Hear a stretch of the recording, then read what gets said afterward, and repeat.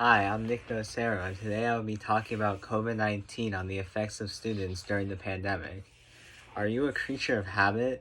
Does having a daily routine disrupted cause you to lose focus? If so, you are not alone. Today I will be discussing the effects of school closures on students around the world and how these closures continue to affect students even long after the pandemic. Just about all of us were affected by the COVID-19 pandemic in some significant way. Maybe you were out of work, maybe you became seriously ill, or maybe you even lost a loved one. One of the most impacted groups of people were those who were in some way involved with education. This includes students, teachers, and parents, or caretakers of the students who suddenly had to adapt to an at-home learning environment. First, I will discuss how learning was disrupted so suddenly that few teachers and students were prepared for the transition to online learning. Next, I will talk about how the transition to online learning created a significantly different learning experience based on socioeconomic factors. Finally, I will continue with how school closures affected students' mental health. When school closures first began in March of 2020, few people were prepared for the transition to online learning.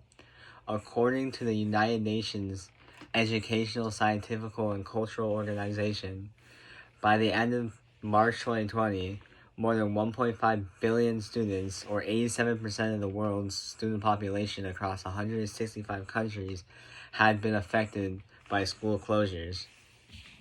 Initially, nobody expected that the school closures were going to last as long as they did, resulting in a delay in the transition to online learning.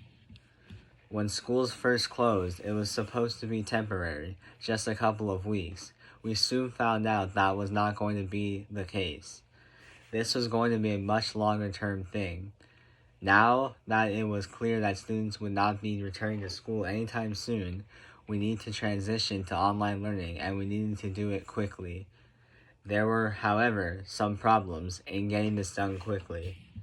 The technology needed to transition to online learning was not commonly used prior to the school closures, and therefore, time was needed for both teachers and students to learn and understand the technology. Online platforms such as Zoom were used to create an online classroom for those who were less experienced with technology, including teachers and students. This was not an easy task. Because the closures occurred in the last few months of the school year, the inability to transition quickly in many cases resulted in the end of learning for the school year. For those teachers and students who were unable to transition in a short amount of time, the last few months of school year were spent working out the bugs and involved very little, if any, online instruction. At best, students were given assignments and expected to work on them independently with no instruction. Now that we have learned how unprepared everyone was for the end of in-person school and the beginning of online learning, I will talk about the inequalities of education in the transition caused. An unfortunate result of the pandemic school closures was the quality of online education received was not equal among different socioeconomic groups. Online learning technology in the home, such as computers and internet access, which is something that not all students had access to. According to Titileo Tanubi Ali and Muriel Herrera, authors of Distance Learning During COVID-19, 7 Equity Considerations for School Districts, data on digital disparities reveal that 20% of African American children ages 3 to 18 and 21% of families earning less than $40,000 per year have no access to the internet at home. Without access to the internet, these students were unable to participate in any online education being offered until they were able to acquire internet access. For many students, especially younger students, help in the home was needed to navigate the technology, and help with the learning process was unavailable to them if parents were working and unable to afford caregivers to help the students. In many lower income households, parents and caregivers were considered essential workers and had to continue working in order to be able to support the family.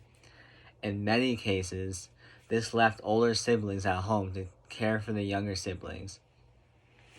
As the older siblings were oftentimes attending online classes themselves, they were unable to help younger siblings. Without someone at home who was able to dedicate their time to helping younger children, the ability for them to participate in online instruction became increasingly difficult. In many cases, lower income students were provided with breakfast and lunch at school, which allowed them to focus on learning rather than being hungry. A benefit lost when these students could no longer attend school in person. While these children were able to have access to free meals at school, they could concentrate and learn better. If access to food was limited at home, this had a direct impact on their ability to learn. We have now seen how the closures affected certain students more than others. Now we'll talk about the things that affected all students regardless of socioeconomic status. School closures had a serious impact on mental health of students. Students were isolated for a long period of time, not able to connect and socialize with friends and classmates.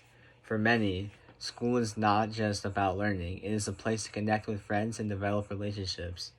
The inability to see and interact with peers for a prolonged period of time increased the level of stress and anxiety felt among students of all classes, ages, and ethnicities.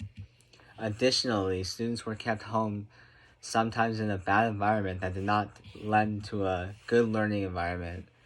If students were forced to be kept in a home in an environment that they were able to escape on a daily basis by attending school, this also had a direct impact on the students' ability to learn. Today I have talked about the COVID-19 school closures impacted students. I have discussed some of the effects of the closures and how they impacted different groups of people in different ways. We all had our own experiences with the impact of COVID-19. For some of us, it was an easy transition, and for some of us, it was much more difficult. I hope that I have been able to inform you about some of the impacts that you did not experience. Thank you.